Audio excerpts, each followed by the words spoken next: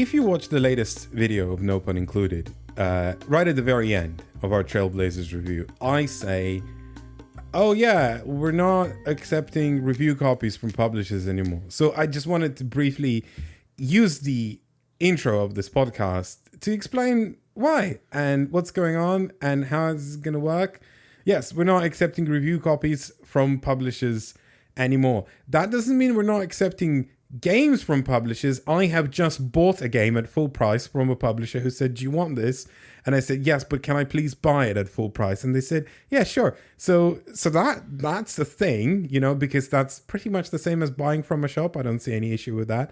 But there's some new UK regulations that are a little woolly, and there's like guidelines on 3 different organizations. And essentially it forces us to put ad, not just the word ad, not just, in the video saying, hey, we received a review copy, this is an advert, but we literally have to put it either in the title or the thumbnail if it's a YouTube video, or in the title if it's a podcast.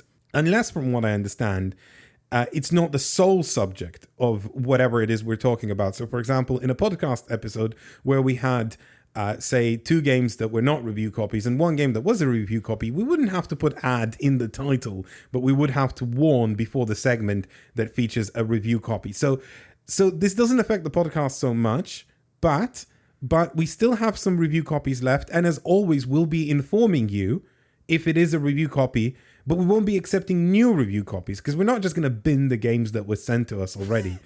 That'd be rude. That would be very rude. So this is kind of a brief disclaimer on what's happening, why is it happening, and some of my personal feelings. I hate this. This doesn't make any sense. I recognize the need to have more oversight and more legislation on how people promote things on the internet. I think that is important because transparency is an issue. Not a lot of people say that they've been sponsored or that they have received free product. And I think disclosure is important, but there's also, this is kind of like I said, setting fire to a forest if you're trying to get rid of some wasps or something like that, because this is just a blanket policy that affects people who do reviews, and that's, editorial standards are different, and they're different in different industries. They're not asking, how does this work for board games? How does this work for video? It doesn't matter. Everything has the same blanket rule in the United Kingdom, it seems. There's some contradiction whether this applies to editorial content or not, but it seems that it does. And it's specifically reviews. So who knows? For the meanwhile, personally, we were kind of annoyed by review copies anyway, because they bring in all kinds of expectations, and some publishers pretty good about it, some are not so much. We had weird interactions with publishers after receiving a review copy. So good riddance in a way for us. It's financially expensive.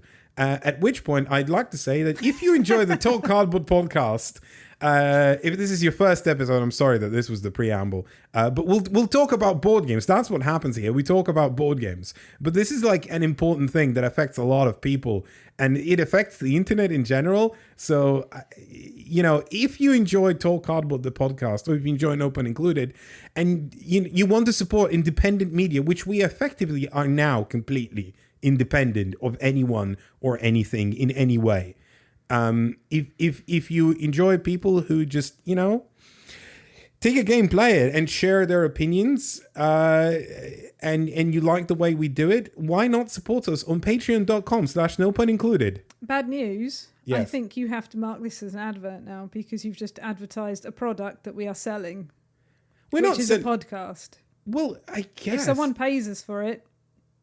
This is not the sole subject of the podcast. This is self-promotion. I think it's fine. My big issue with it, if you don't mind me chipping in on this, is that I think it muddies the water a lot more, because the policy for someone who, say someone was paid by a publisher, the publisher sent them the board game, the publisher said, not that anyone would necessarily do this, but they sent them the board game, said, okay, this is what we want you to say about this board game.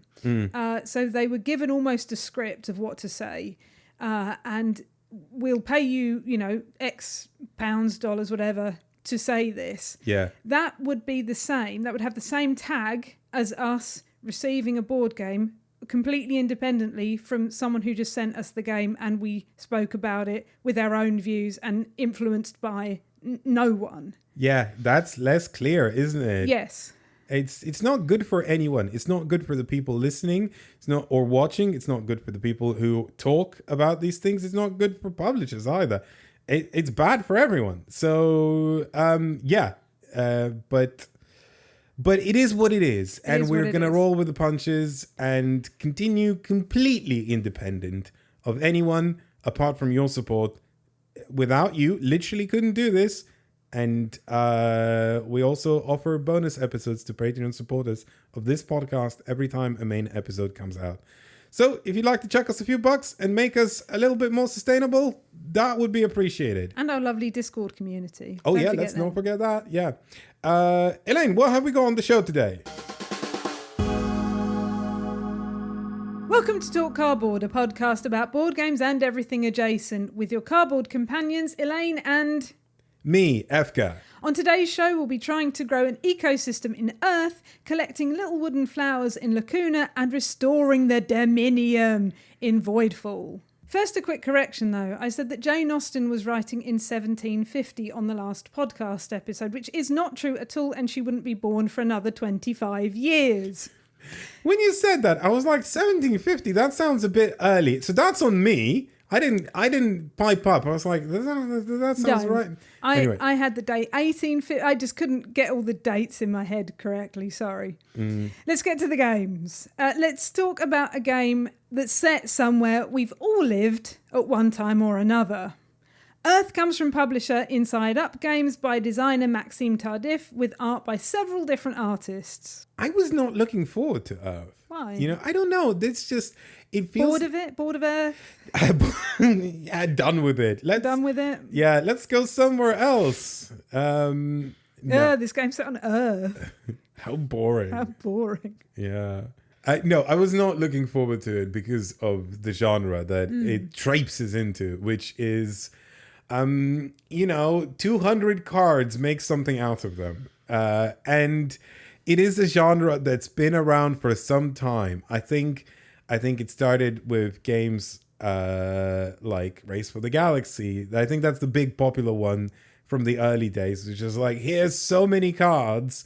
Can you take some of them and build more points than other players by combining them in various combinatorial ways? Then, of course, there was Terraforming Mars. That was the next big hit, which introduced even more systems. So it wasn't just these cards. There was a board. There was like all these ancillary bits. And there was like, cards that kind of employed a simulationist thematic sense. Oh, you're trying to terraform Mars. You have oxygen, it needs to go up. You have plant life, it needs to go up, and all that sort of. But then, of course, the next big hit was Ark Nova. That was, again, the reemergence of the genre. The Wingspan, also part of that kind of caliber of games. And finally, we have another one that feels very reminiscent to Ark Nova in terms of setting, because whilst Ark Nova was about like making a zoo, and you have all these tiles, and you have all these animals, they need to coexist together. You'll get various points for various things. Earth is not about the fauna, it's about the flora. You have all these plants like mushrooms and apple trees and birches and pines and moss and that kind of stuff. And there are animals, but they're only scoring conditions, because at the start of each game you'll have random scoring conditions like make a place that's nice for earthworms. And you're like, yeah, let's make this a nice place for worms. And so you build all these flora cards. You're creating a tableau. You're going to end the game hopefully with 16 cards. 16 cards triggers the end of the game. You're building a 4x4 grid of cards of these various plants that create a symbiotic environment. And there are like literally something like 200 cards that you'll draw from. And a lot of them are going to be like, that's bunk. I don't want that. Make that go away. And then, oh, this is good, I'm gonna play it. That it's that kind of thing. I think people, if people have been dabbling in board games, they will have come across at least one of these, at least Wingspan, if not Terraforming Mars, if not Ark Nova, if not Race for the Galaxy, then, you know, one of them will have been in there. So that's why I wasn't excited. I was sort of mildly, pleasantly surprised. I enjoyed Earth. Don't lean too heavy into that, Efka. Okay, well, I don't, you know, it's still not a genre that I love, right? It is always a genre I kind of admired from a distance. Terraforming Mars and Ark Nova, I just don't. Oh, can I have a little Efka rant? I'm going to have a little Efka rant. Okay, I'm just going to have a little Efka rant. So when I did my video for Ark Nova, I was like, right, what I don't enjoy about Ark Nova is that you have like cards like that score off of each other, like bears, right? And you think, oh, okay, I could do this bear strategy because that's what the game is telegraphing. And then you draw through these cards and you find out that bears are incredibly rare. You can't do it.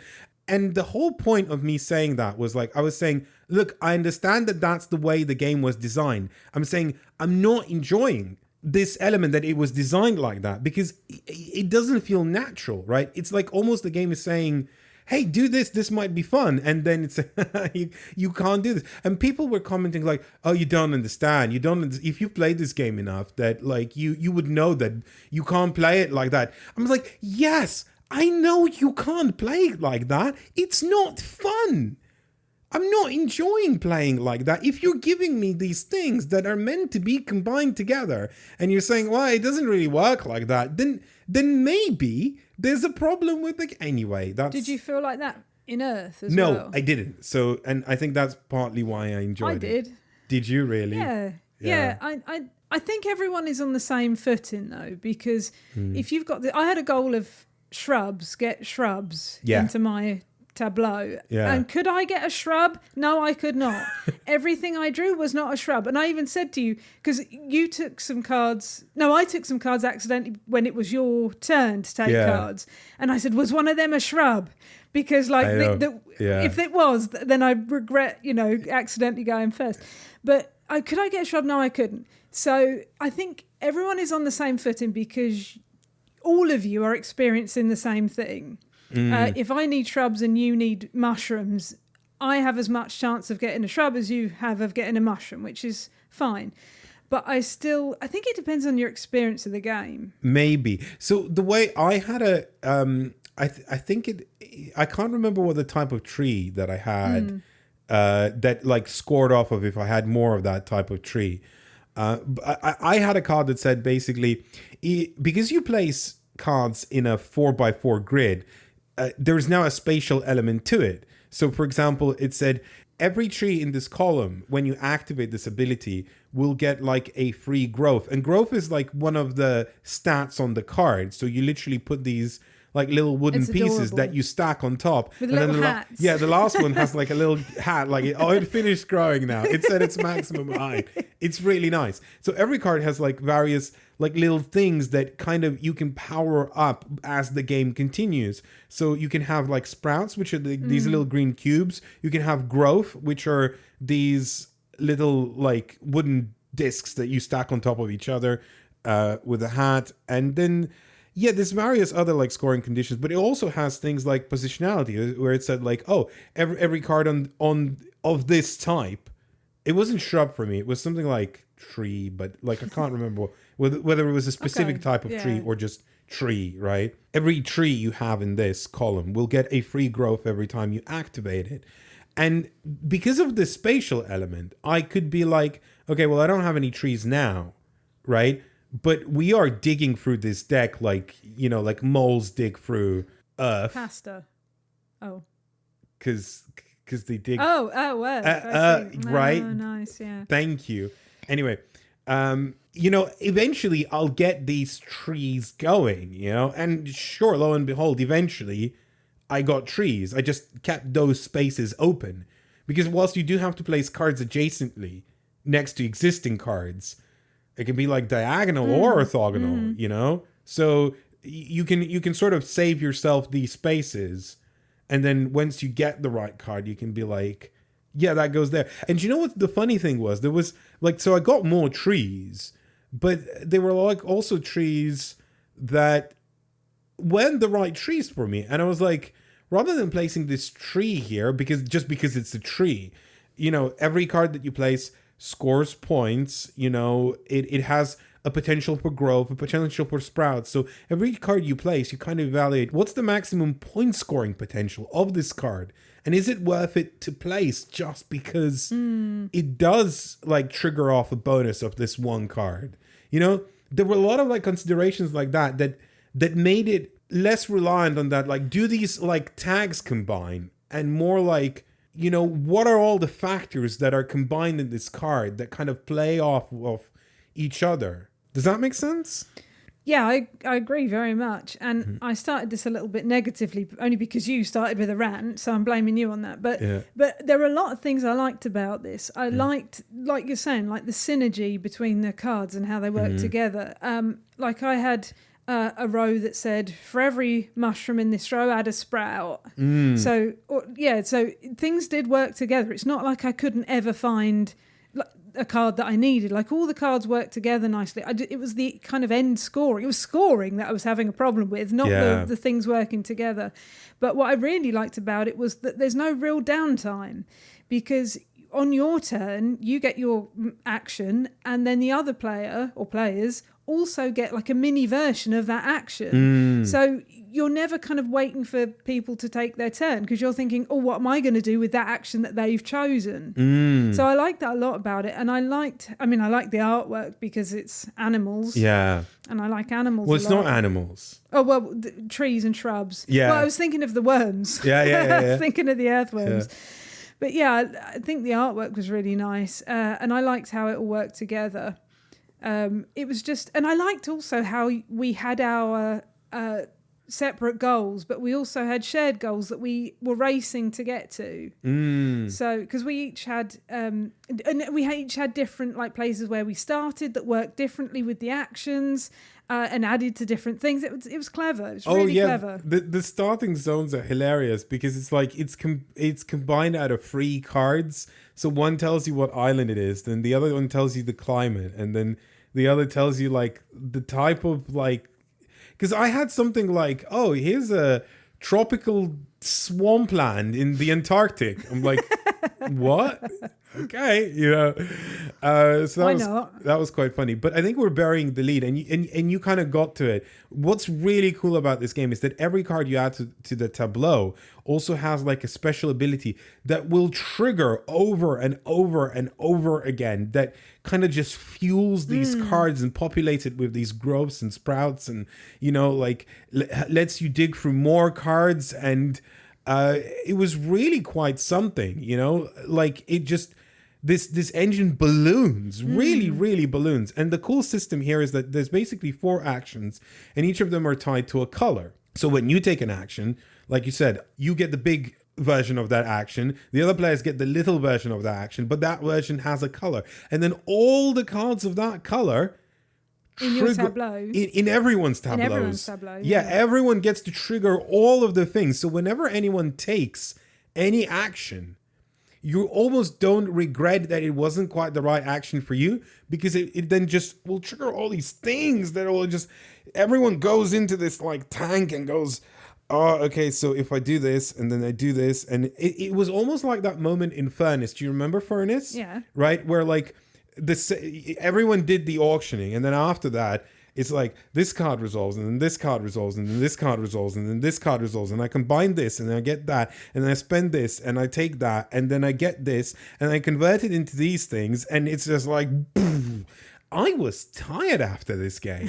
I was exhausted. I mean, building an ecosystem is difficult, Efka. I was sweating. Like, I was genuinely perspiring. My brain was sweating. What you said about the actions is all right if you don't have an action that you are doing particularly badly at, like that you don't have any real cards in, or like you can't really do that action, and someone else could potentially take that action to mess you up. Yeah. But I don't think that would happen too much, because everyone is concentrating so much on their own ecosystem that I don't think necessarily it would come up that you would try and mess up someone else's turn.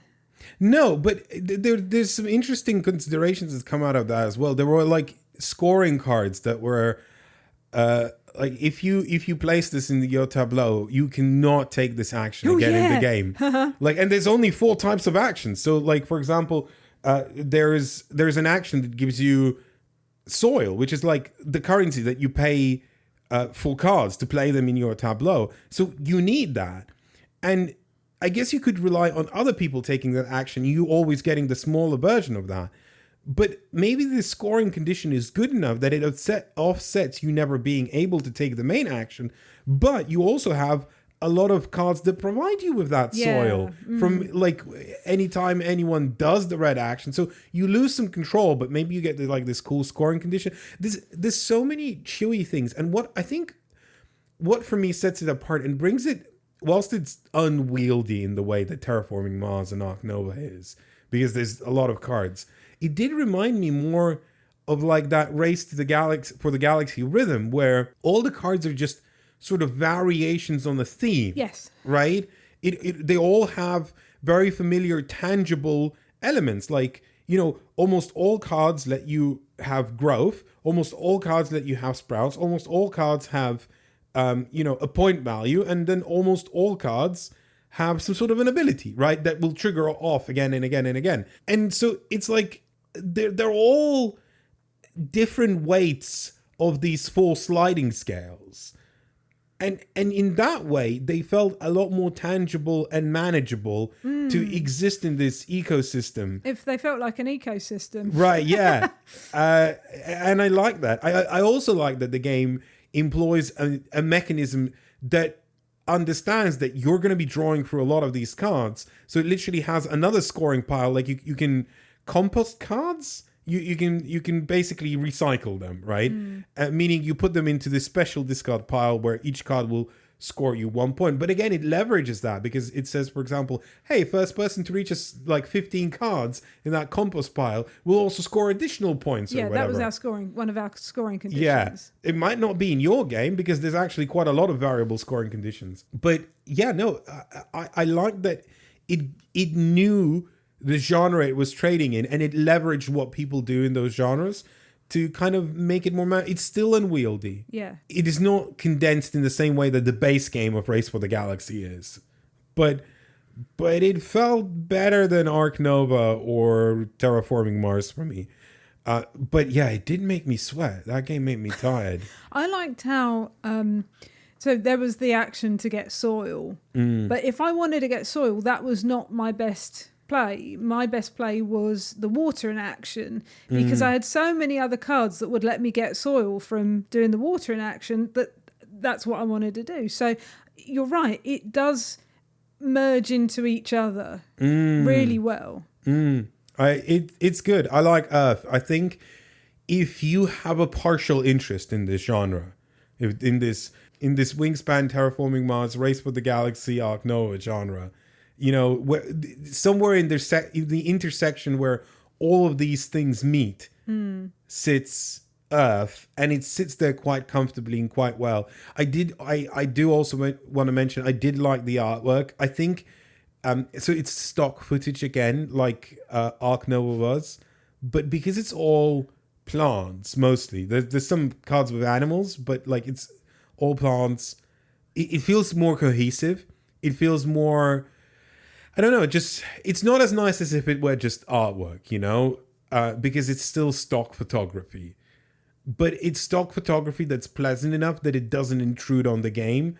And it feels, I don't know, it feels like it belongs. It's fine. It's definitely better than Terraforming Mars, because that game was... I just realised I said I really like the artwork in something with stock footage. Yeah. I like stock footage. Well, because the graphic design is nice and it complements the game, right? It complements the artwork. It's not overly intrusive. I think Terraforming Mars does bad stock footage photography and then bad graphic design, that makes that game look not great. I also like that it had a little blurb about each plant. Well, you love that in games. Yeah, the factoids. I do love a little fact. Yeah. About the thing that you're doing. It's like a fortune cookie, you know? Why? Because you open it up and, oh, here's a little thing. I'll read it. Yeah, but it's telling me about It's like plants. It's not telling me I'm going to win the lottery. It's like the better version of a Christmas cracker. Like instead of a naff joke, you get like a little plant fact. Yes. I mean, you could have a set of Christmas crackers with plant facts in, and there's nothing stopping you doing that. Maybe that's what we should do at Christmas. My lack of desires would stop me doing that. Okay. I won't do that then. I said last episode that I wished that there was more board game fan fiction, and Bob wrote in to share a link from McSweeney's.net of some Catan fan fiction that set out like a diary of a settler. I really enjoyed reading it, so thank you very much, Bob, for this. It has entries like this. Are you ready for this, Efka? Yeah, go on. March 9. A note on the sheep. It appears that they are the only animal in all of Catan. Strange. I cannot help but slightly mistrust this place. I see. And then it also has entries, which I'm not going to read out, but it also has entries of things like, we really need food. Captain, we are so hungry. We really need to find food. No, we must build roads. That is what we will do. Build roads. It was quite funny. It was quite silly and but I do understand now why you said, I think fan fiction is a bad idea. Okay, good. All right. I was like ready to, when you started reading this out, I was ready to correct myself and go, oh, well, maybe I was putting too much doubt into something that could be good. But yeah, okay. We also had an email from Chaz about the Andrew Navarro interview regarding how some of Andrew's favourite games in his collection were those with wear and tear. Chaz says, it got me thinking about the way some wear and tear can be beautiful and give objects character. It made me think of the word patina, which specifically refers to the aging of copper, brass and bronze, but has been made generalised to mean any process of surface change due to age in anything like leather, wood, metal. Maybe sustainable games can be marketed differently. Zhuzh it up by calling it the Patina Edition. Make it a sellable idea. Rather than a spot UV, you get a game that can show its age by becoming a beloved keepsake. Honestly, the stuff that belonged to my grandparents that looked like it hadn't aged a day seems odd and out of place. Think original Tupperware. But worn leather-bound copies of books, beloved woodworking tools and slightly marred cufflinks carry my grandfather's essence. So I cut this bit out of the interview, but I was telling Andrew when he said that about our friend John Cox, who has his copy of Tichu, that he really wanted to show Tichu to us. This is before I played Tichu. And he said, I really want to show Tichu to you. It's just great. I love it. Right. I'm like, okay. And so he took it out and it looked like, he found it inside of his grandparents' fireplace or something like that. From under the chimney, like it looked worn, right? Grind of 1,000 fingers. Yeah. It looked like it was played. And I was like, wow, you do really love this game. So, that's cool. I think that's pretty neat. And I do like games to show their wear. And I've had some people, funnily enough, comment on the Trailblazers review saying like, oh, hey, but no, you don't get it. Like with the plastic cards, they last longer. That's nice. Do you want to tell them about that, Efka? Yeah. Okay. There's two things. First of all, if you bought the deluxe version of the plastic cards, you could have bought 3 copies of the little travel case with the carabiner of the game. 3 copies, not 1 copy, 3 copies. If you're so insistent on protecting these cards. The second thing is, let me tell you, as someone who had to film a video for Trailblazers, those plastic cards scuff. Yes, they do. They scuff quite badly. They scuff from just like being shuffled on the table because there's big piles. Yeah. And someone said, oh, they're easier to shuffle when they're plastic. No, they're not. They're not easy to shuffle, period. Because they're funny shape. Yeah, they're a weird shape. They're a domino shape. You're never going to be able to shuffle them properly. And I think both the plastic and the paper versions are going to have their own difficulties in shuffling. I did not find them easy to shuffle at all. I agree with this sentiment in principle. Like, a game that is loved and played is nice, right? It's nice to come across that. But I think the issue is when you have cards, like you're saying, that, I mean, maybe in Trailblazers it doesn't matter so much because there's so many of them. You couldn't possibly remember every card. But if you were playing a game that had fewer cards, then they would be marked. Like if the back of them was had a blob on it or something, then you would know what card that was. Sure, but just like I guess there are moments where like I think it depends on functionality. Is what I'm trying to say. I think. Yeah, it does. But I wouldn't be so precious about it because whilst we're spending so much money on like these pristine artifacts that we hope to keep like unblemished forever, just roll the dice, just live with it. And if you do mark one of these games, then be like, okay, I really want this game to be functional. You can solve that A, with a sleeve if you really need to, or B, just buy another copy. But overall, in the big picture, you will save money by not doing that, right? By not having them be pristine. Anyway, sorry. I know there's weird exclusions but in this game or in that case, I get it. But maybe we've gone overboard a little bit,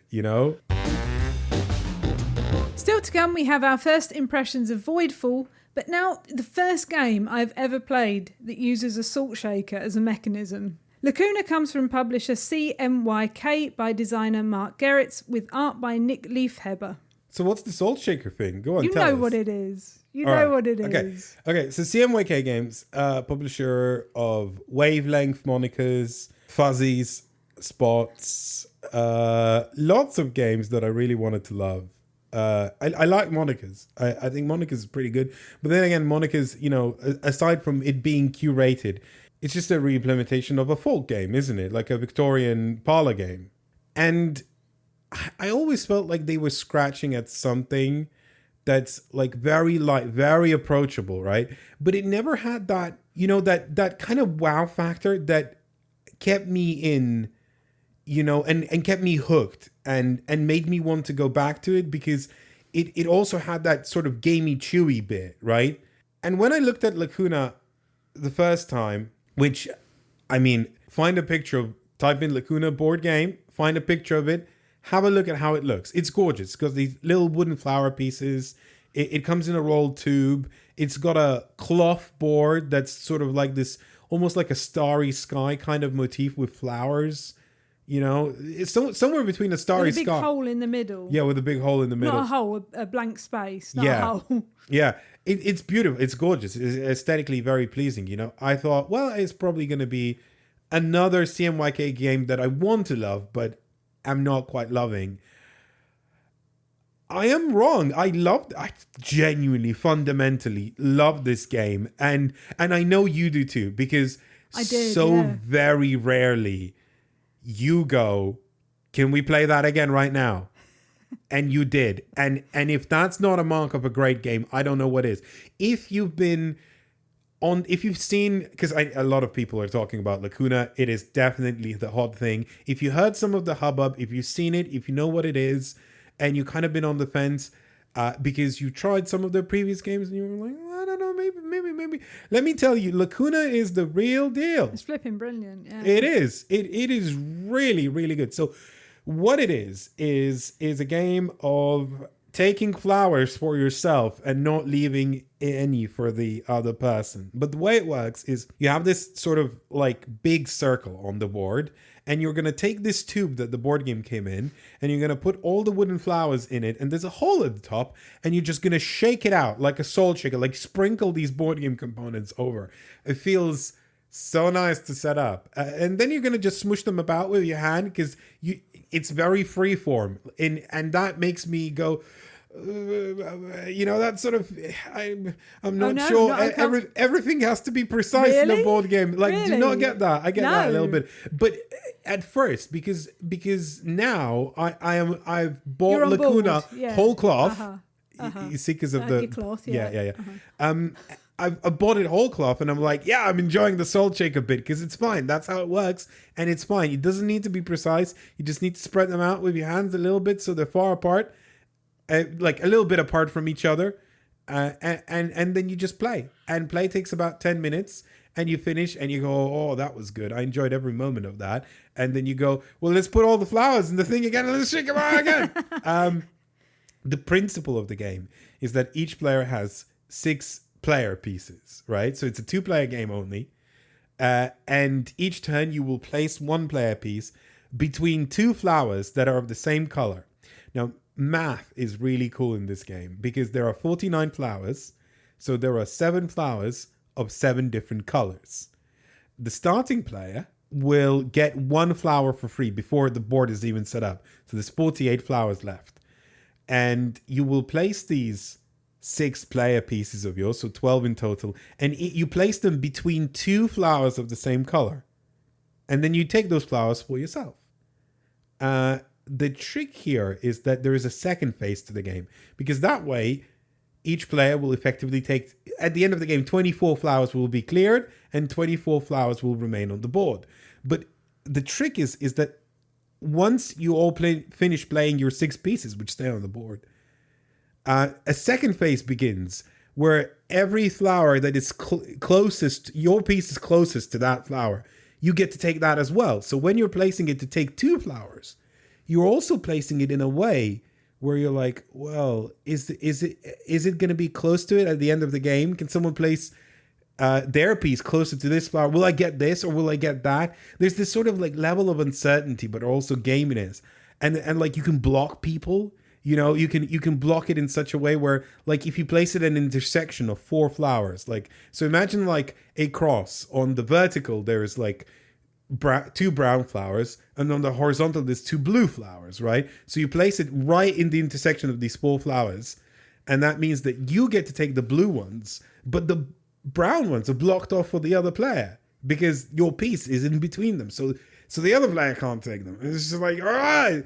There's so many things you can do here with just placing a piece. But if you did that, you wouldn't be particularly close to either of the brown flowers. So is that the best move for you? Yeah, you don't know, right? Yeah. It's smart. Yeah, it's really smart. The first time we played it, I don't think I quite got it. I was just trying to collect as many flowers as I could. I didn't quite understand. But there's so many different things to think about. Like you're saying, you know, am I going to block you? Is there 2 flowers really far away, but actually there's a space between them that I could go in and take these 2 flowers and also then be near a different colour flower. So I would take these, but also be, you know, good for end game score. It was just, wow. Yeah. It was so many things to think about. And the way, like, I was thinking, oh, I hope you don't go here. And then you did go here. So then I have to change what I'm going to think about. And am I going to still go for these colour flowers, or am I going to go for a different colour flower? Oh, what is my best option here? Do you know what's also really good about it? I think, again, so this is a 2-player abstract game, right? So we talked recently about That Time You Killed Me, and how it is also a 2-player abstract game, and how the theming was just so weird, and like, oh, you're time traveling, and like you're making copies of yourself in the past. It doesn't make any sense, right? It was cool, like visually, like I thought the pieces were cool, the art was cool, but the theme was just nonsense, and it actually detracted, rather than like enhancing the play experience, it detracted from the game.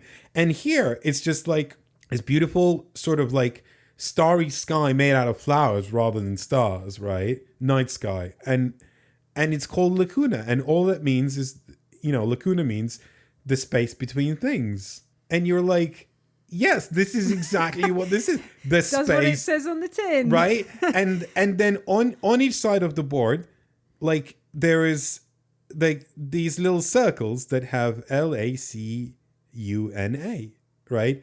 And you go, oh, there's 6 circles. My 6 player pieces are the exact same size as these. Oh, I get it.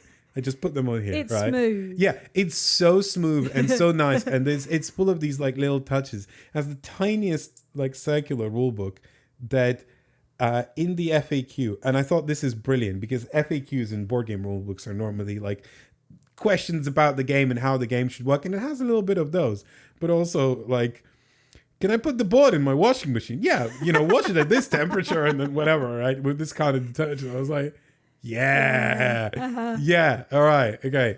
And so it's I think from that you can tell that this game is incredibly lightweight, incredibly easygoing. You could teach it to anyone. This is like, I virtually mean a game for anyone. You know, it is not hard to understand. It is friendly for kids, for grandparents, you know, members of your family, whatever. It doesn't matter. You can play this with anyone, and it has that wonderful moment of appreciating what your opponent is doing. It's like, oh, that's a cool move. You did something cool there. And it sparks that like conversation, and it's so light as a feather, but at the same time, really gamey, really chewy, right? Really like kind of makes you think about what you're doing and why you're doing. And also so freeform. What a weird but brilliant combination. There is also some cooperation involved in it, which I quite like, because at the end, you are agreeing or disagreeing whether something is closer to you, whether a flower is closer to your piece or the other player's piece. And sometimes you have to get out a little ruler to see.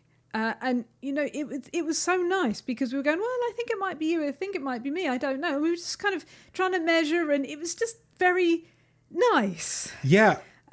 We were just working together to kind of figure these things out. It's weird how this very competitive game manages to evoke this sort of chill, kind of positive vibe that just feels... It's very positive, isn't it? Yeah. It's strangely positive. It doesn't feel like a head-to-head, when it is very much a head-to-head game. Yeah, because again, coming back to the math, there's that element of like, there's 49 pieces, right? So your objective to win, right, is you have to end up with 4 colors that you won. There are 7 colors, so one person is clearly going to win. But the way you win a color is you have 4 pieces in that color, and again, there's 7 pieces in each color. So there's never going to be a tie, right? Someone is going to win this game always.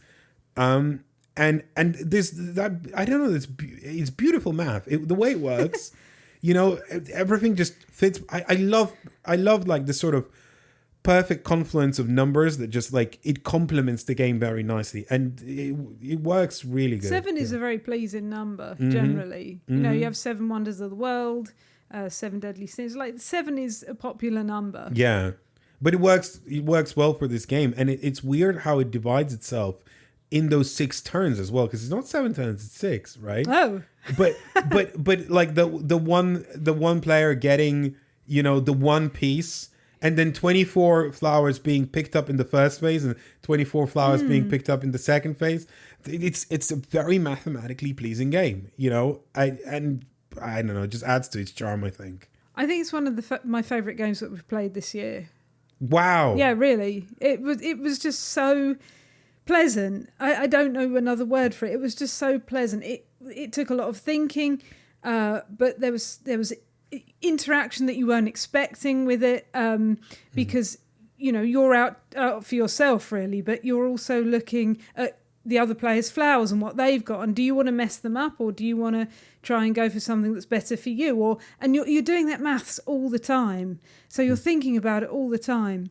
But I don't know, it just was just very pleasant. It was quick to play, it was quick to get out, it was quick to pack away. It was, the salt shaker thing was just a lot of fun, and I don't think that will ever get old.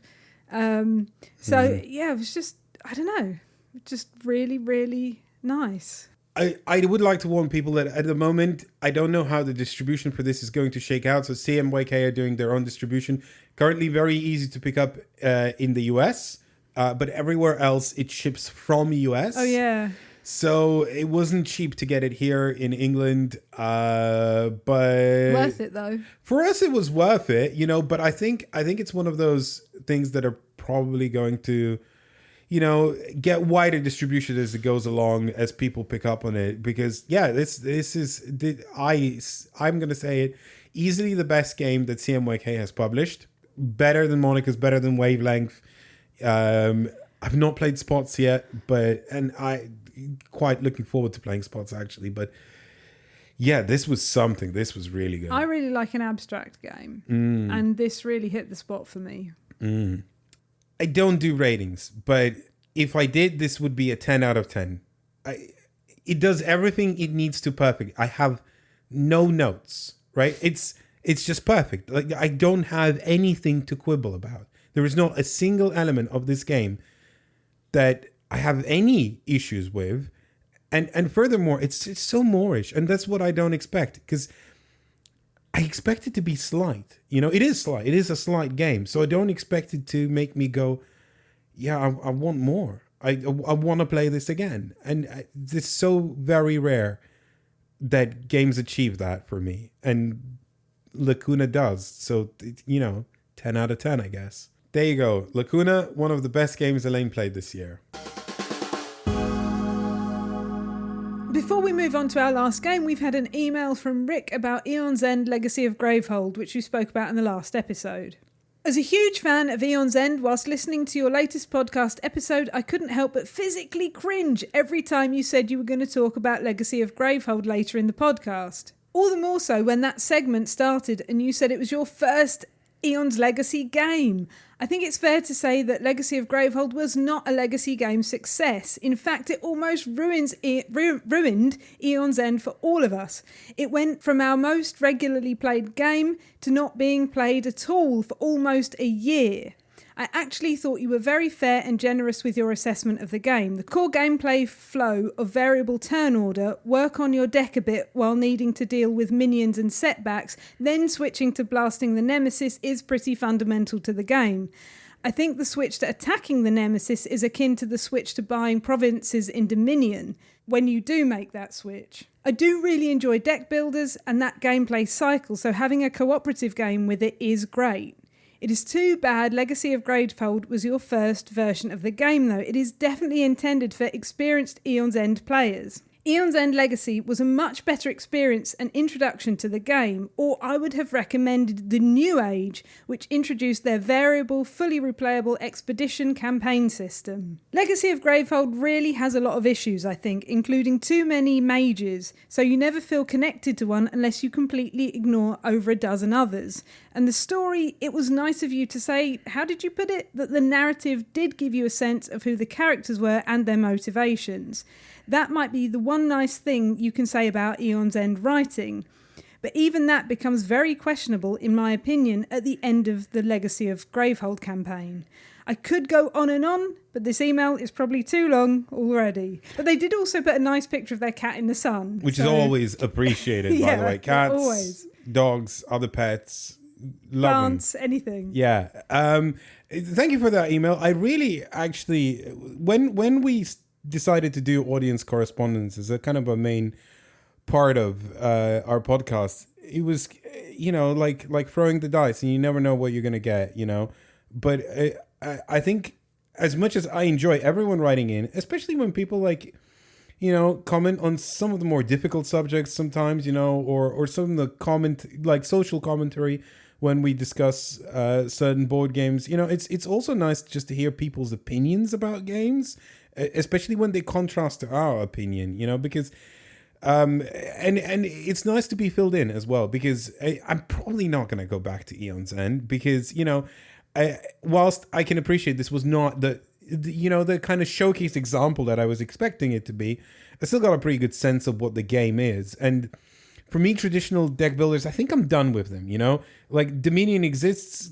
Okay, this is a cooperative one, sure, but like I'm good. But I always love hearing other people's opinions, because that's the thing about being reviewers. I think some people sometimes see reviewers as some form of authority, and then when you disagree, you really kind of take that personally. But I think the way I kind of want people to talk more about board games is just to be open about what they like and what they dislike, because ultimately that's what we as reviewers do. We do have a broader knowledge base than I think a lot of people who play board games, just by the nature of doing this job. But also we are still just like two people who have different tastes, and trying to put kind of I'm tangenting myself into broader commentary about reviewership here, and I recognize that, and I apologize for hijacking this email. But one of the things that sometimes I think, I find weird when I see people's responses to reviews are like, oh, like they didn't get that game because they didn't play it with the right people, or they didn't play it enough times, or, you know, they have a different friend group. Or probably one of the things that really bothers me is when people say something like, and I've seen this in relation to Shut Up and Sit Down, like the quality of friends is better, which is just a weird thing to say. Don't say that. Don't say that. That's not good. Or seeing people like that isn't particularly good. That's incredibly judgmental. Yeah, no, but like, no, I think that's coming from the perspective, like, my quality of friends isn't as good as theirs. They have high quality friends. Putting the word quality on people is already... But it's judgmental of your friends. Yeah, well, you know, maybe...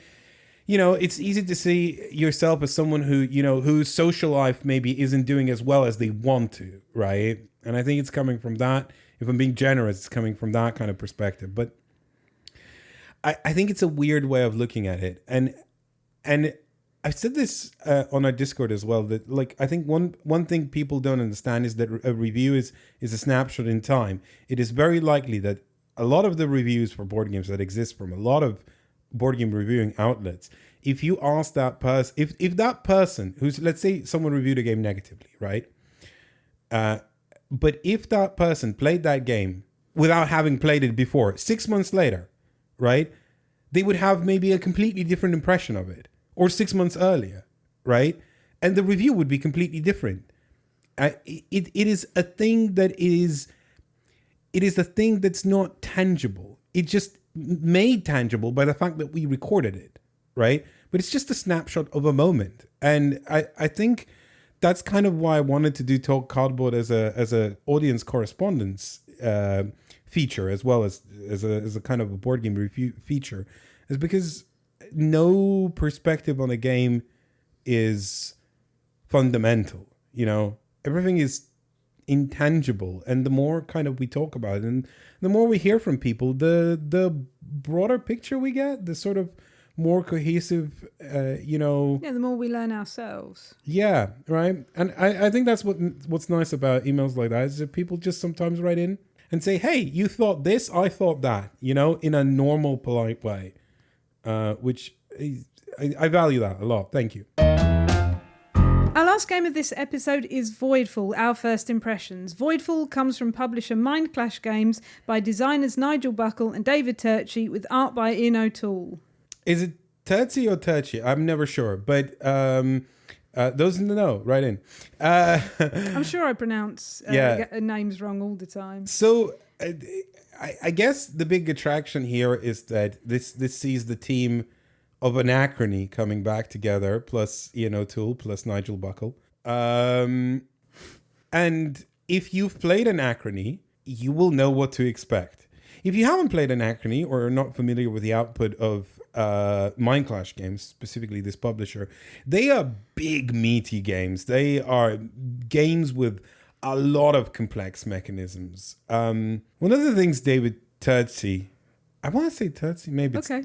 You know, one of the things David Turchi said to me once was, I design games that I want to play. I design games specifically for myself. Now, I'm paraphrasing, of course. I don't remember the exact quote, but that was the gist of it. And that kind of sat with me for a little bit. And I thought, I'm not sure that's good. Like, it is admirable, certainly, right? Like, it's sort of natural in a way, because you think, well, you know I like this. So if I like this, if I make something I like, the chances are good that someone else is out there who will also like this. And that's, you know, that's an admirable thing. But also, if you follow this philosophy to the letter and you execute it perfectly, then this game will appeal to specifically one person. And of course, this is not just a David Turchi design. This is also Nigel Buckle, and Nigel Buckle is credited first. So I don't know how much input each person has had into this game. But wow, is it big and is it complicated? And that weight rating on BGG of 4.53 currently, as it stands at the moment of recording, is apt.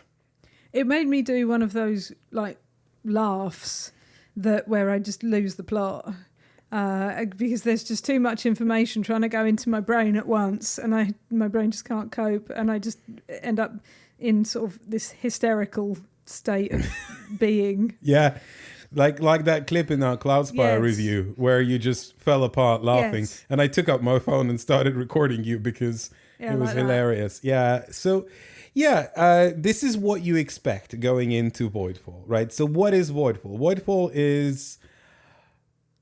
anything I say now is going to be undermined later. Because when I describe this game, it's going to sound like one thing, and it is actually another thing altogether. And that keeps happening over and over again. Now, this is the first impressions, so we're probably going to end up covering this game in video. So if you want to know how that develops, stay tuned to youtube.com/nopunIncluded.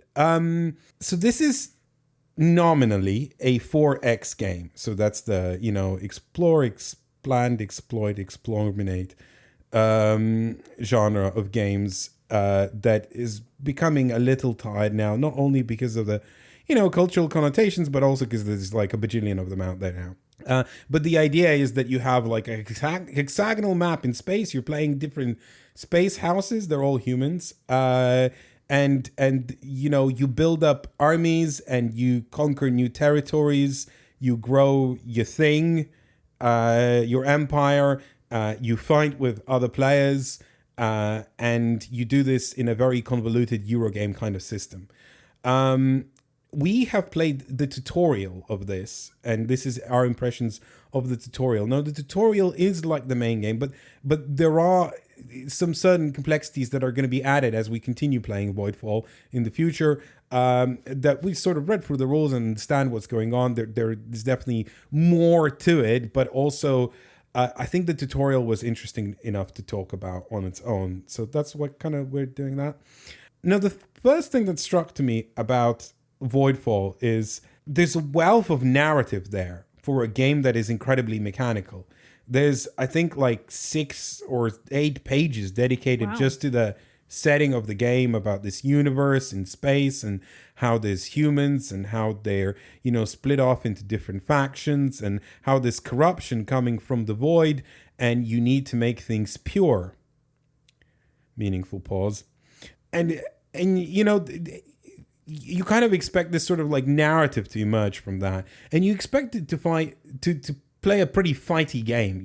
You're building up these armies, you're sending them out. There's different ships. You can, invent technologies to, have different spaceships and send them to different planets and, conquer them, fight with other players. None of that happens. Now, you might take that as criticism of the game, but I would like to invoke Scythe here. And if people have played Scythe, which is in the same trapping of sort of genre, it's kind of like a Eurogamey 4X game where there are hexes, you have armies, you move those armies, and theoretically you can fight people. There's a whole combat mechanism in that game, but you so very rarely do. And when you do, it's kind of like there's maybe like 1, maybe 2 fights in the game. Some people might end up never fighting, and that's fine because they're doing their own thing, because most of the game and most of the meat doesn't come from that. It comes from the standard Eurogame trappings of I build these things score me things, they feed my engine, I get resources, I build more things. Because like that is effectively the essence of Voidfall in simple terms.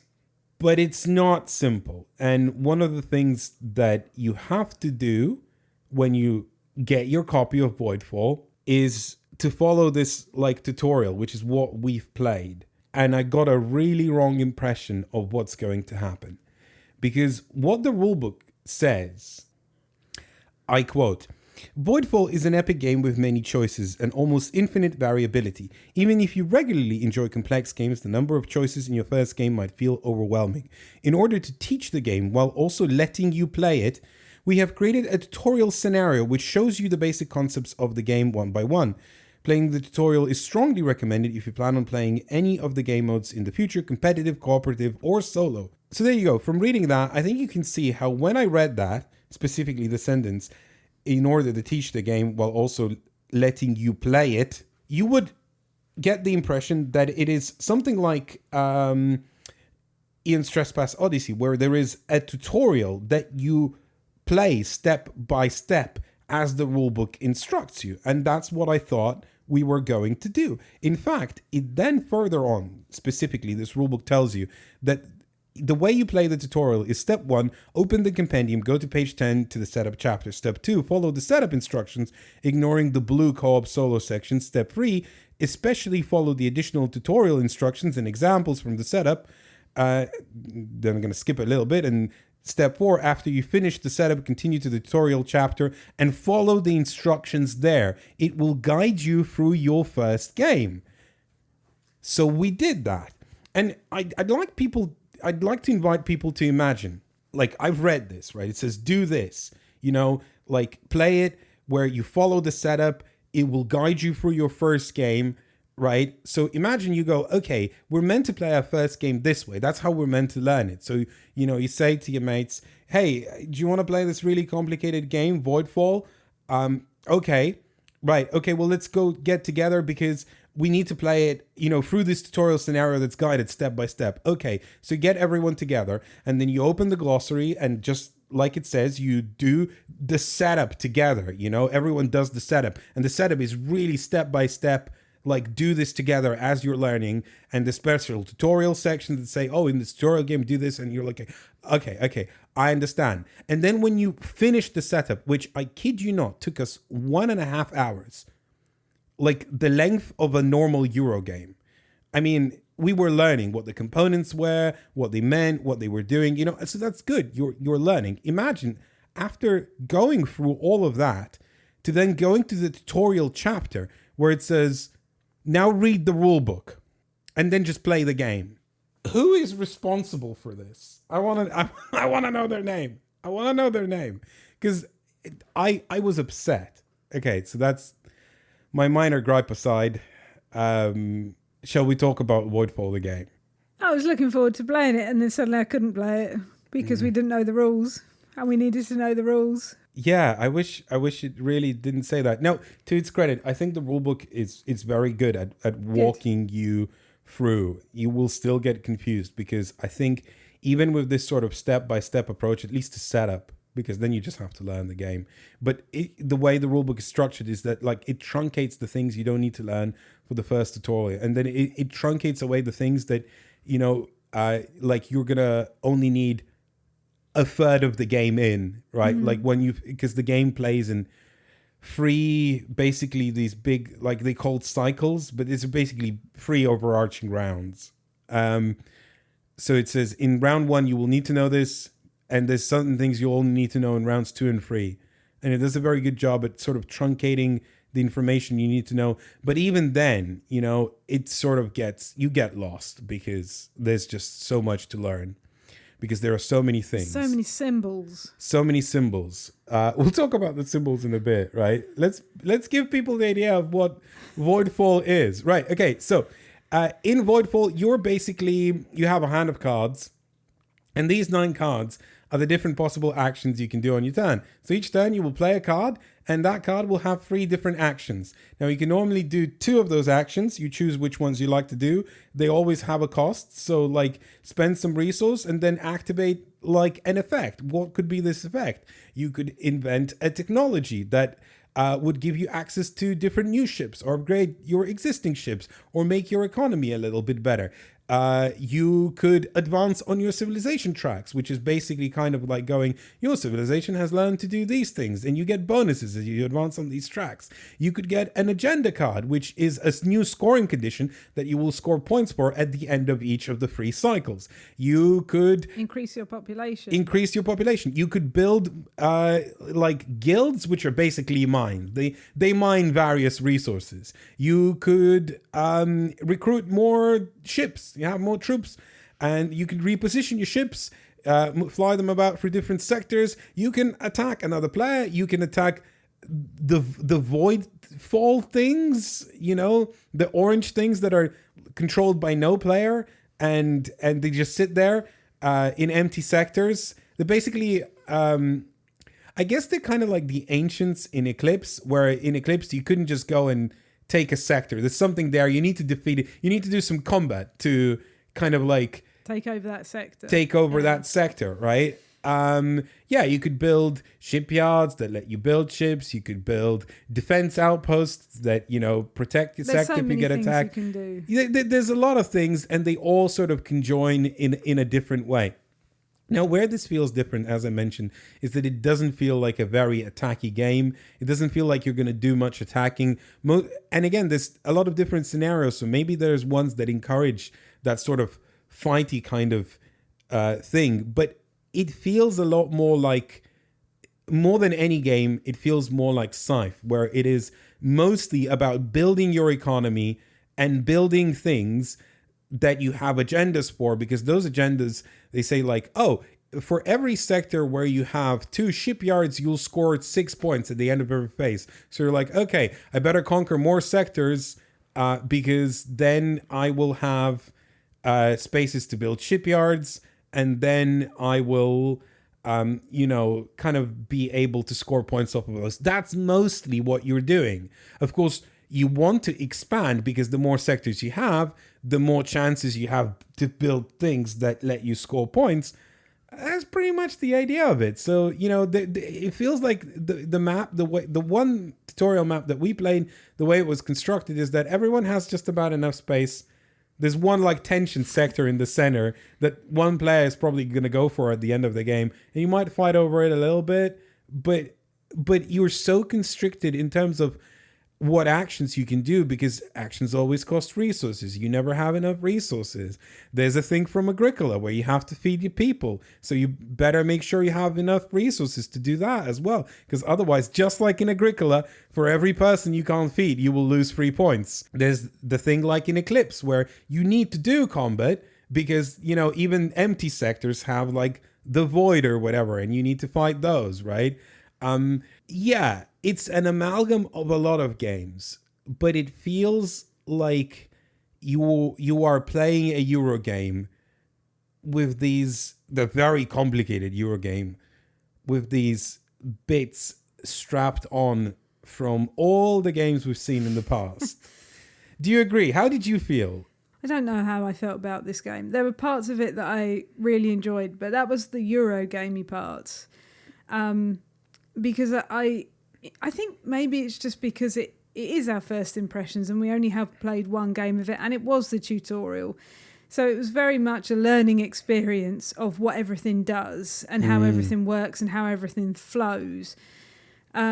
So I think I don't have a full picture of how this works, particularly the combat. I enjoyed the Eurogamey part where you're building up your own engine and trying to get the most points out of the different things you're building and whatever. But I didn't enjoy the combat part. The competing with the Void was the Voidfall, whatever it is. The Void was fine. Like to have something that stops you from just blanket taking over a sector without question was fine. That was something else to think about, and that was all right.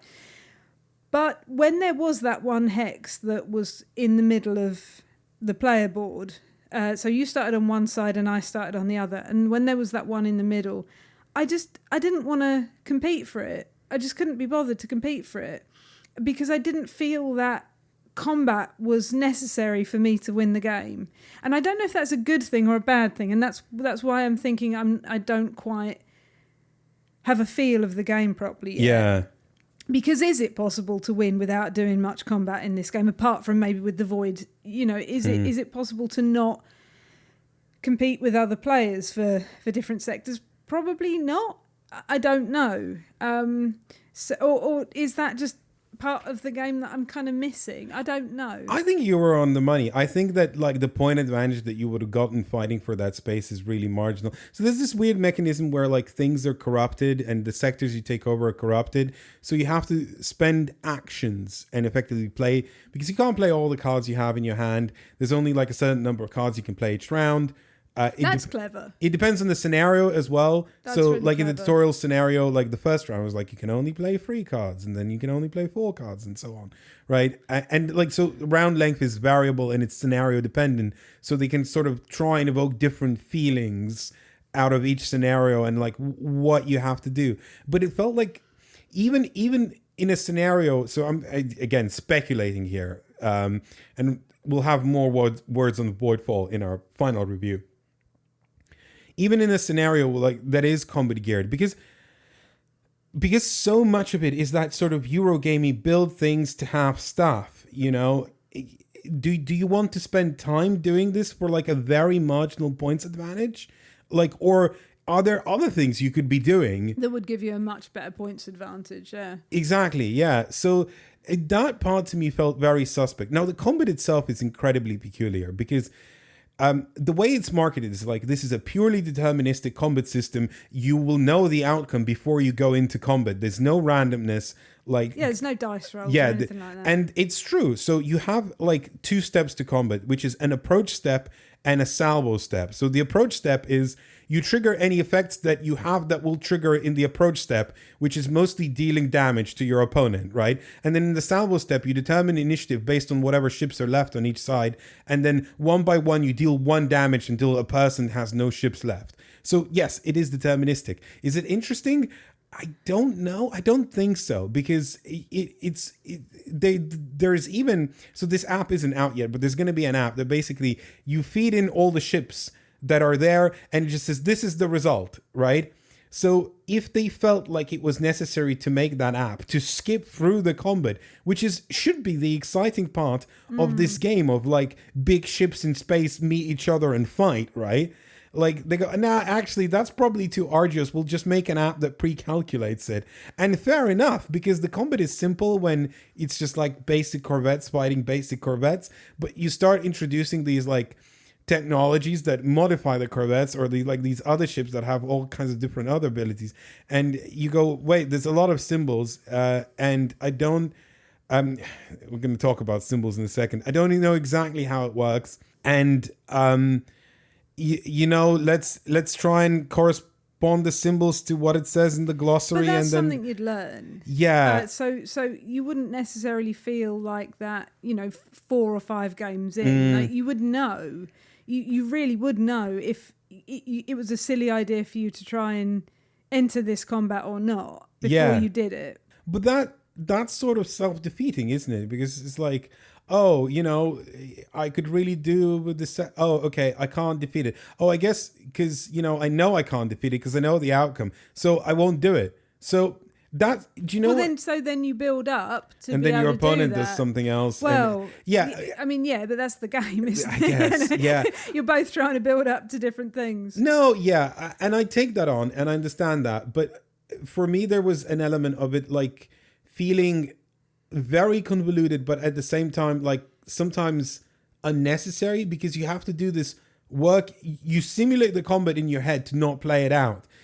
I get the point of it, but is that fun? I'm always, you know, I have to ask, is that fun? Is this kind of like what people enjoy out of the game? And I guess the answer is that the designers Nigel Buckle and David Turtz do, right? And good on them. But it's a very specific game and it will appeal to a very specific set of people. And I think that's interesting. But I also wonder, could this not have been a little bit more trimmed down and introduced like a little bit of uncertainty? Because otherwise you're creating systems that you loop through that you're not going to use. Right, but there are so many games already that do have chance, particularly in combat. That's true. Do we need another one? That's true. Or would this game be better for it if it did have that? I don't think so necessarily. If this is because it has this Euro aspect, you know that if you build up using, you know, getting your resources and getting technologies, things like that, then you probably will be able to take on this opponent or to get this sector. You know that's probably a thing. So that gives you a goal to work towards, because you can already figure out how to do it. And yes, you're right. Like the other players are gonna also build up things, but can you do it before they do it? Because you can see what they're doing too. When we got our review copy of Scythe ages ago, I remember we had a copy before anyone else did. Wow. And well, I don't know. I somehow convinced Jamie Stegmaier to send us a copy. Anyway, so we had Scythe, and a lot of our friends group were like, or play group, were like, oh, I really want to try this because there was so much hype about Scythe, right? So we were playing it, and I remember it was the second game with the same group of people of Scythe, and one person was doing really well, and a couple of people were like, I think we should attack him. Yeah, we should attack him. Let's attack him. So we attacked him. I attacked him. And he looked at me and said, this is not what you do in this game. You don't fight in this game. And I said, well, now we do, right? And that was a valid move. But I think what this example illustrates is expectation, right? I'm not saying that what happened wasn't valid gameplay. I certainly subverted an expectation that this player had of this game and went, well, you know what, but you can also do this. You can also play it this way, right? But there's something to be said about setting those expectations. And the way Voidfall does it, and there's a really weird arc where you go, oh, it's like Eclipse, right? Or TI4.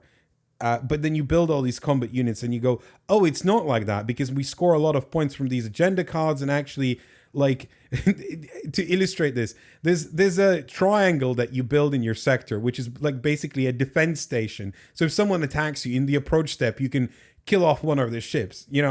Sounds good, except most of the time no one attacks you. So what the station is actually useful for is point scoring opportunities because you build it, you get points for like every sector where you've built it or whatever, depending on whatever scoring conditions you manage to accrue.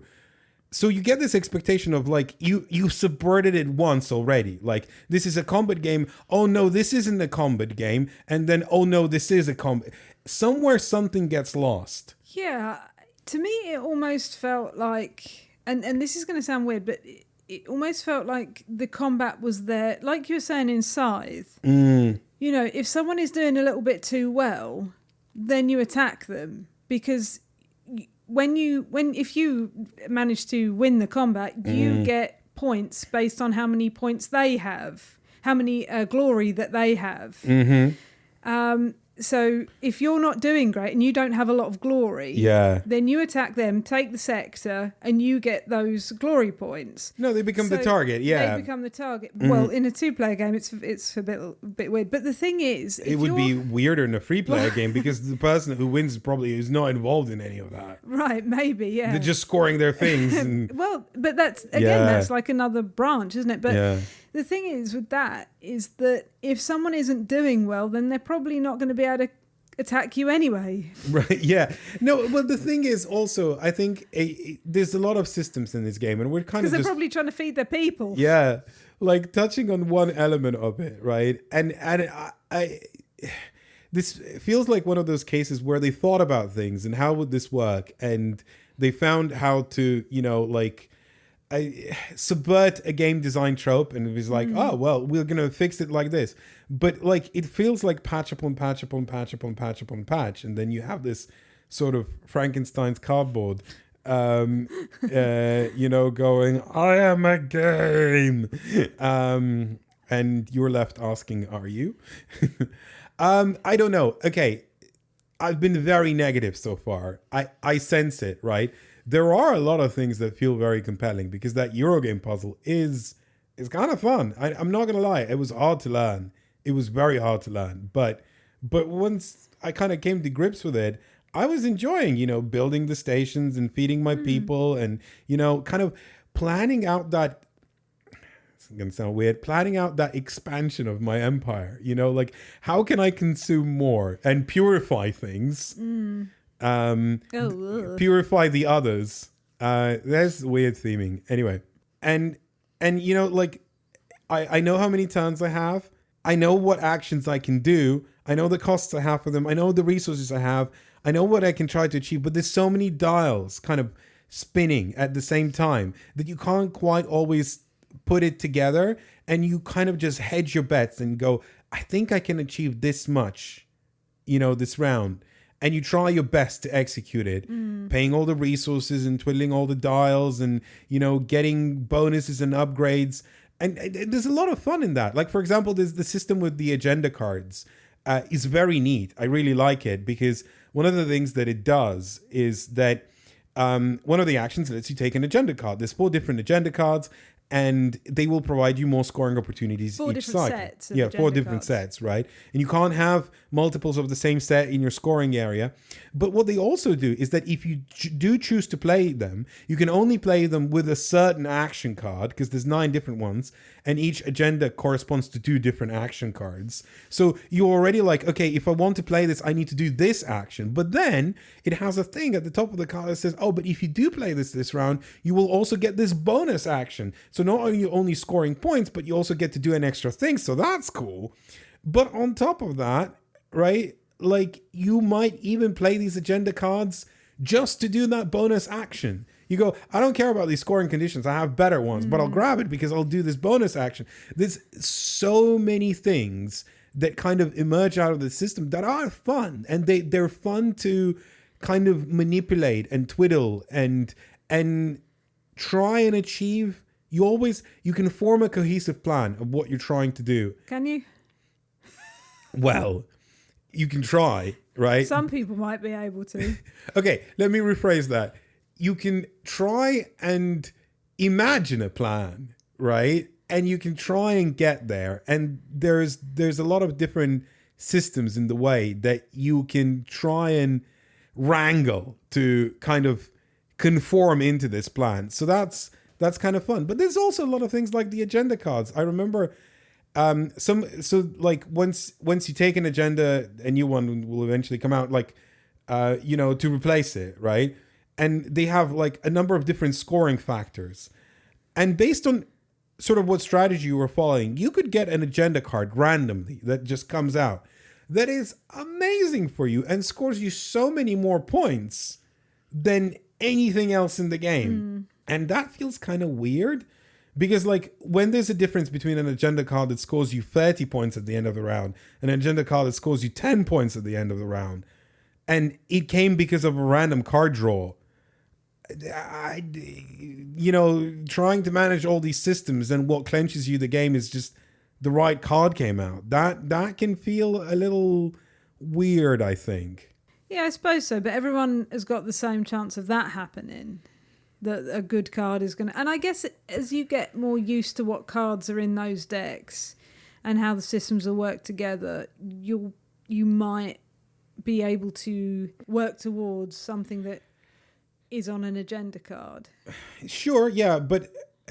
I don't know. So, okay, then I have to ask, if combat, for example, is so incredibly deterministic and just pushes like there's no luck, it's just predetermined, it's all about skill, there's no luck, there's no randomness, but then the actual scoring of the game is wildly off the hook, right? Like, how does that work? That feels very peculiar to me.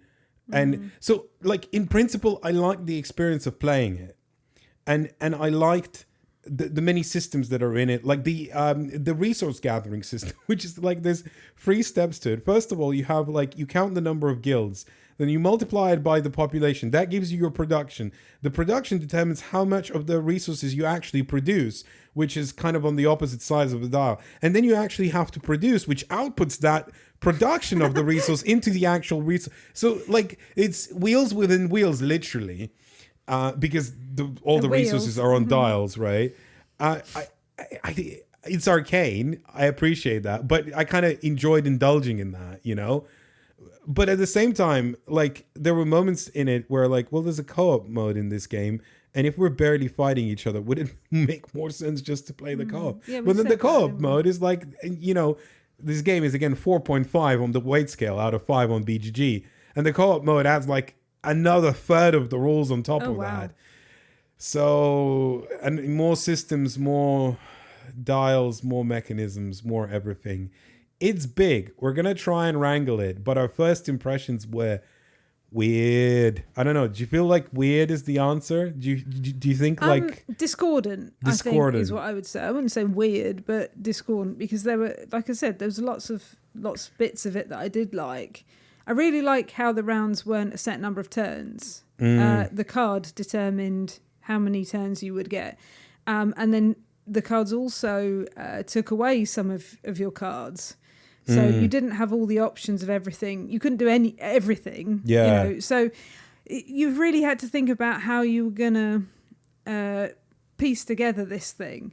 I liked that a lot. In this tutorial, combat annoyed me because it just felt like it got in the way, because I just didn't want you to start attacking me. I wanted to do my own thing. I wanted you to be doing your own thing. I wanted to be doing my own thing on my own, and not to be really interacting with you too much. And that sounds awful. And I don't, it's not a slight on the game. I just think it means I haven't played this game enough. Yeah, I'm looking forward to playing more of it. I think you mentioned the cards that say, oh, in this cycle you'll have that many rounds, right? And play that many cards. I think what's cool about that is that like it also had specific scoring conditions only applicable for this round. So it's almost like it tailors a puzzle for you. And also each scenario pick says only these houses are available, only these factions effectively are available for this game. So it's almost like curating an experience. And I'm really looking forward to playing more different scenarios to see how that experience relays. Now, of course, I know that at the beginning of this, and that's why I started the bit like that, you know, about Voidfall. I know at the beginning of this review, we probably scared a lot of people off just by saying this is one of the more complicated games that exists out there, you know, and that's fine, right? But I want to see if this discordancy goes away, and if those systems that don't make any sense yet, or, you know, our prognostications for these systems effectively cohere into something more pleasant. But yeah, big boy. I like Ian O'Toole's art. I think one of the things that Ian O'Toole excels at is not just like an iconography, because iconography is, you know, important to get the game across, but also like setting the tone and the mood. And I think one of the things that Ian is clearly passionate about, it's very obvious, is weird space. You know, weird space things. And there's definitely a lot of weird space things. Like some of the factions look really kooky, like growing extra brains outside of their skull.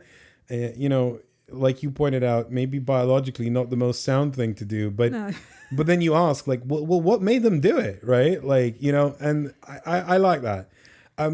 One last thing on the iconography. I did say we're going to talk about this. I think once I get used to the 18,000 icons, I will be better at this game. There is a glossary of all the icons. I'm going to put an asterisk in front of the word all. And I think there has to be at least 100 icons there. At least. I think there's more. I think there's probably more. I imagine there's at least 100 different icons. And then you start looking up, like you get like this technology card, and it has this, well, this icon equals that icon, if that icon, then that icon. You know, it's like board gaming language, right? But then, so you have 4 icons to figure out what this technology does. And then you go to the glossary and you find that only 2 of these icons exist in the glossary. And you go, I don't know what the other 2 do. So you go to the actual glossary and then just read what the technology does. At that point, you think, why did you just put it in text on the card?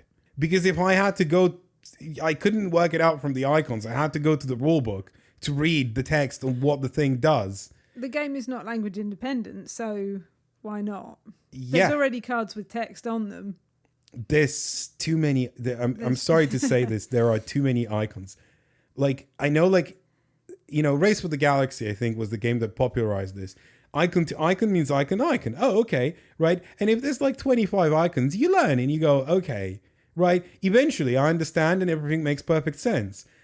I think Voidfall is finally a game that tested the limits of your brain's, anyone's human brain capabilities of absorbing a number of icons and learning a language from that. No, it's too much. I'm sorry, that's just too much. You know, when I learn, so I did a couple of months of Russian. You know this, I've told you this. Mm-hmm. So the teacher expected us to have learned the Cyrillic alphabet in the first lesson. That was the first lesson of like whether it was 40 minutes or something. You have a lesson, and so we all went in having no idea of what any of the letters meant, and she expected us to know what they all meant by the end. And this is how that felt. Yeah. Where you're going, I don't know. Well, and that's only like, I don't know how many letters are in the Cyrillic alphabet, 20 something. Russian has vowels and consonants that don't exist in other languages. How are you supposed to learn that, right? And yeah, right? Like, sorry, my accent might have played those up a bit, but like they're pretty much that, right? I get that they're derived from like I and U and stuff like that, right? But they are unique sounds to the Russian language, or maybe Russian adjacent languages as well. Anyway, this is how that felt. Yeah. Like, please learn an entire new language, the beginnings of a new language, and be fairly proficient in it at the end of the first lesson, please. Yeah, okay. So that's Voidfall. A bit of a hodgepodge overview. Apologies. It's a big game. There's a lot to tackle. We'll have a more rounded, condensed, and informed impression sometime on YouTube, or at least on this podcast. That's all the games. If you have anything to say to us about any of them, don't forget to drop me an email, elaine@nopunincluded.com, or if you have any general questions or comments. We had an email from Alexander about Monopoly. They say, sorry if this email seems too nitpicky, but your analysis with Zoe B about Monopoly seems to miss some points, namely that the game of Monopoly is not satire, it was political activism. In short, Elizabeth Maggie was a staunch Georgist. Georgism is an economy philosophy that suggests the government should focus on taxing usage of public goods, most notably land. In other words, Georgists want to reduce or remove taxes like income tax and sales tax, and instead tax property. Elizabeth Maggie created the landlord's game as a simulation to show how a land tax would work better than the current tax system. For that end, the landlord's game is actually 2 games with different taxation rules. This second version can be somewhat similar to the modern Monopoly variant in that all the taxation and fee money gets put in a central pot, and then when the first player to land on free parking gets the pot, although the original rules were less random in how public funds were used. This free parking variant is often noted to last longer than the standard Monopoly, meaning that it is harder for one player to hoard all the money, meaning that even the version we are left with today actually does make Maggie's point. I will say that I don't think the landlord's game is particularly satirical. However, I also think that it is unfair to judge Elizabeth Maggie's efforts based on the game Charles Darrow and Hasbro put out, the man who literally stole her patented work. Based on what I have read, the students who played Maggie's game typically removed the taxes from the game so it would play faster. So you have a point that players preferred the game where one person succeeds in hoarding wealth. Still, judging Maggie's work based on the modern derivatives makes as much sense as judging authored books based on fan fiction written about them. Well, I agree completely. Well, not completely, but I agree with the sentiment of the email. What's weird is like how much your brain retains the pop culture sound bites versus the things you've actually learned. So when I did the video on Food Chain Magnet, I've learned all of this. When I read the email, I was like, oh yeah, it's coming back to me. But I didn't retain any of that. I retained the sound bites like, oh, it was satire, you know? So thank you for writing in. Actually, I really appreciate you correcting me on the matter. And it's good to have more nuanced sort of look at what Monopoly was. And yeah, like it was silly of me to say that. Like, oh, does it succeed as satire? Well, that wasn't even the game, right? But I will say that the one bit I do disagree with this email is I'd still say maybe it was satire. Now, I appreciate that there were, 2 versions of the game, one that was Georgist and one that wasn't Georgist, and the one that wasn't Georgist was the one that basically made it and become a monopoly. So if you have 2 rule sets, you effectively end up with, one saying this is how it should work and this is how it actually works. And how it actually works is stupid and bad, and how it should work is good and better for everyone, I think that was the intention from what I understood doing research on Monopoly, right? And I'd still say this is satire because even a lot of activism is satire. A lot of activism works through satire by highlighting how something fundamentally doesn't work and why that is silly, and saying this is how it should work. That to me is satirical. But I think it's kind of fine to disagree on that point. But that isn't the point of the email. I think the point of the email is to say it's unfair to judge Elizabeth Maggie's efforts on what we have now, which is not her game, right? Or her two games, as it were. So yeah, apologies for that. I'll try and erase more sound bites from my head and stick to the facts. Talking of sound bites, can you let everybody know what is in our bonus episode and how can they access it? Oh, it's a good bonus episode. We talk about the special edition of Castles of Burgundy. And also, you tell me about a game that you played that's called Bandada. And from what I understand, it's a game about birds, and I can't wait to hear more about it. You can hear about it too if you become a Patreon member of Talk Cardboard and No Pun Included. That's at patreon.com/No Pun Included, where you'll get access to all our bonus episodes, a dedicated RSS feed with the main and bonus episodes together, and also access to a Discord server where people chat more about Talk Cardboard, No Pun Included, and all kinds of other board game things, share advice, information, opinions, all the board game goodness. You can get all of that by becoming a Patreon member of us.